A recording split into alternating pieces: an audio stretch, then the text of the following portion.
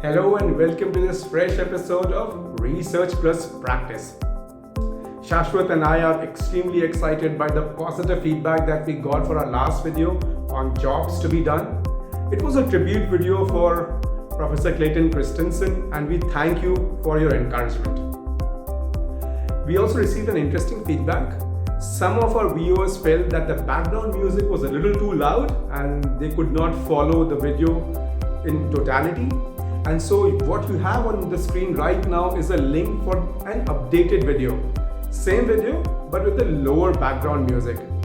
Even the description of this video has that link in case you want to view it again. That being said, one of the interesting things that Professor Christensen did to come up with that theory was to have a keen eye for observation, observing how customers use products. Today we are moving a step forward and we are trying to learn, are there ways or are there means how we can learn from existing innovations? So let us look at the theory that we are presenting today, which talks about how you can learn from existing innovations.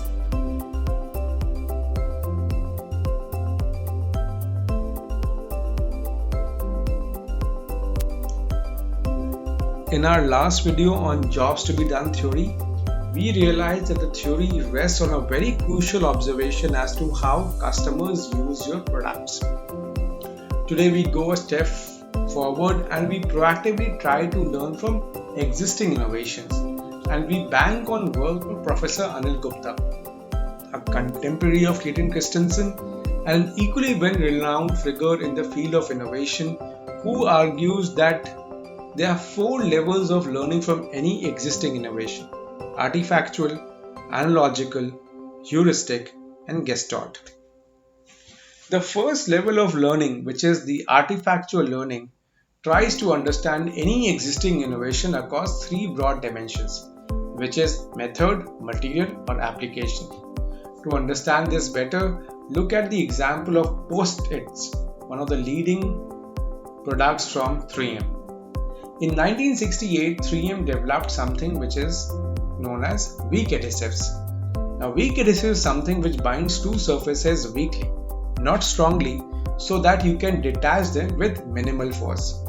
It took 6 years and another employee at 3M to realize that if you were to use these weak adhesives with bookmarks, you have something which is today known as Post-its. A successful product which had the same method, same material, but a different application, and thus an artifactual learning. The second level of learning is the analogical learning, understanding the metaphorical property. Stephen Johnson has talked about that good ideas came in the Enlightenment age due to conversations in coffee houses. On a lighter note, even lunch tables and dining tables can be a good source of ideas if you listen to your spouse well. This story comes from Tetra Pak, where it is said that Mr. Rausen once shared his challenge in building a solution for packaging fluids with his wife on a lunch table. She is said to have remarked that it is an easy problem if he was to try the way she does during Christmas while making sausages, which is filling up the sausages and then tying and cutting in the end. The same idea was taken and implemented at Tetra Pak, and that was nothing but an analogical learning. The third level is the heuristic level, which is understanding the principles or rule of thumb. So what is common between a bird and a shark and an aircraft?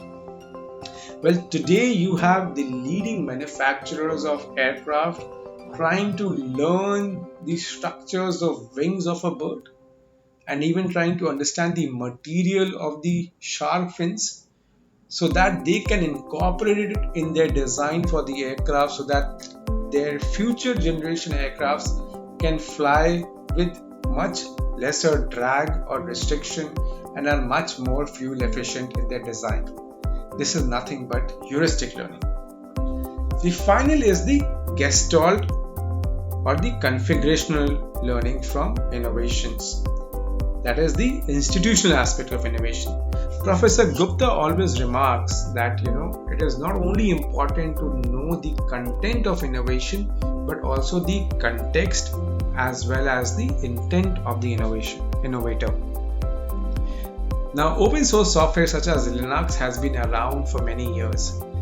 This became a success because many people contributed or volunteered in its development out of the belief that this will be used for the larger public good. And that is why it has been such a phenomenal success. Now, this very idea was used in developing online encyclopedias. And Wikipedia was one of the earlier starters which incorporated the same principles of Linux, and the idea was also borrowed by Microsoft when they launched Encarta. Now we know that over a period of time, Wikipedia has emerged as a de facto standard while Encarta is no longer around. And perhaps it is nothing but the context and the intent of contribution in open source software which was not necessarily followed in Encarta, which led to its demise. So it is very important when we are taking ideas that we also understand its context as well as the intent of the innovator.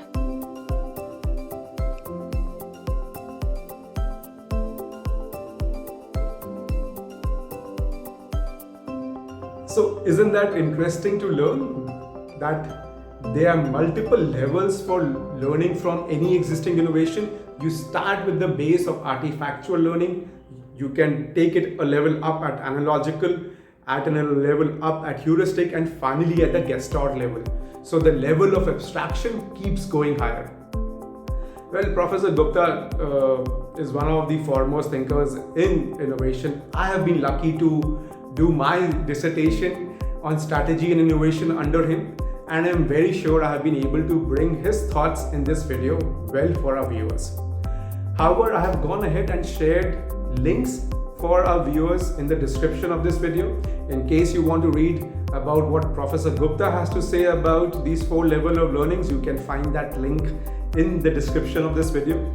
I've also shared some links on Tetra Pak as well as the aviation sector in case you want to learn as to how these innovations were thought out. Finally, for some of our research viewers with an academic bent of mind, I have shared a link for a paper by Sonali Shah. Now, when we were discussing the paper, when we were discussing about learning at the Gestalt level, we said it is very important to learn about the context and the intent of the innovator. And we learned that because, or perhaps, the same spirit of contributing in an open source platform like Linux was not perceived at Encarta, it failed, though Wikipedia continued to grow.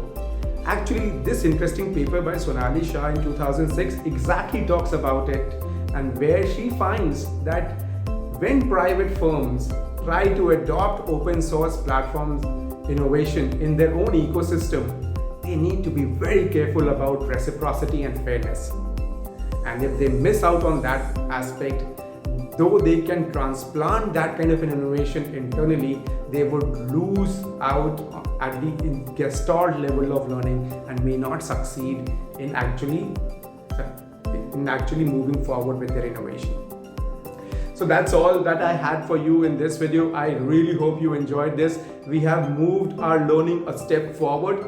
From observing and building theories as we did in Jobs to be Done, we are now purposefully and proactively trying to look at innovations and glean learning for ourselves.